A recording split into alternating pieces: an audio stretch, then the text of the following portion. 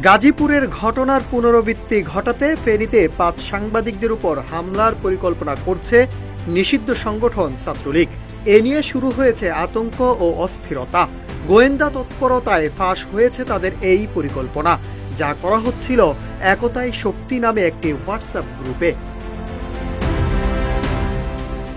৯ August Bangladesh সংবাদ সংস্থার ফেনী সংবাদদাতা মডেল থানায় একটি সাধারণ ডায়েরি করেন। বিষয়টি থানার ওসি মোহাম্মদ শামসুজ্জামান নিশ্চিত করেছেন। জানা গেছে, ওই হোয়াটসঅ্যাপ গ্রুপে ফেনীর ৫ সাংবাদিককে টার্গেট করা হয়েছিল। তারা হলেন মোহাম্মদ শাহাদাত হোসেন, যমুনা টিভির স্টাফ রিপোর্টার আরিফুর রহমান, দৈনিক ফেনীর সময়ের প্রধান প্রতিবেদক আরিফ আজম, এখন টিভির প্রতিনিধি সুলাইমান হাজারি ডালিম এবং এনটিভির অনলাইনের রিপোর্টার জাহিদুল আলম রাজন। জিডিতে উল্লেখ করা হয়েছে, ৮ই আগস্ট দিবাগত রাতে বিভিন্ন মাধ্যমে খবর পাওয়া যায় যে একতাই শক্তি নামে হোয়াটসঅ্যাপ গ্রুপে কয়েকজন ব্যক্তি এই সাংবাদিকদের উপর গাজীপুর স্টাইলে হামলার পরিকল্পনা করছে।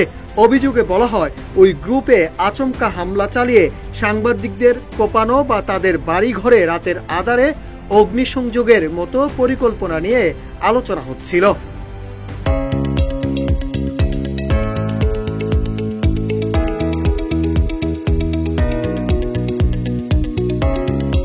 একতাই শক্তি গ্রুপের অ্যাডমিন হিসাবে রয়েছেন জেলা ছাত্রলীগের সভাপতি তোফায়েল আহমেদ তপু, সাধারণ সম্পাদক নূর করিম জাবেদ সহ আরও অনেকে। গ্রুপে সাইফুদ্দিন নামে একজন লিখেছেন, আমাদের উচিত গাজীপুরের মতো মিডিয়ার ট্রায়ালের সুযোগ নেওয়া। এই সুযোগে ফেনীর সময়ের শাহাদাত, আরিফ আজম, আরিফ, রাজন এদের যে কোনো একজনের বিরুদ্ধে অ্যাকশন নেওয়া দরকার। এখন বিএসএল নিয়ে আসবে না, সব দায় বিএনপির উপর যাবে।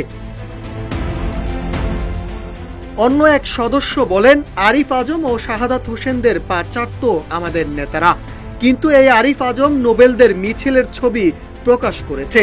সম্পাদক শাহাদাতেরও ছাড় নেই, 10 বছর পর হলেও মাটির নিচ থেকে তুলে আনবো।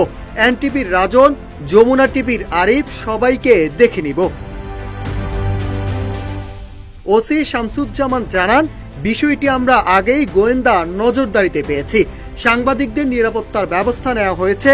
সাইবার সেলের মাধ্যমে প্রাপ্ত তথ্য যাচাই করে আইনানুগ ব্যবস্থা নেওয়া হবে।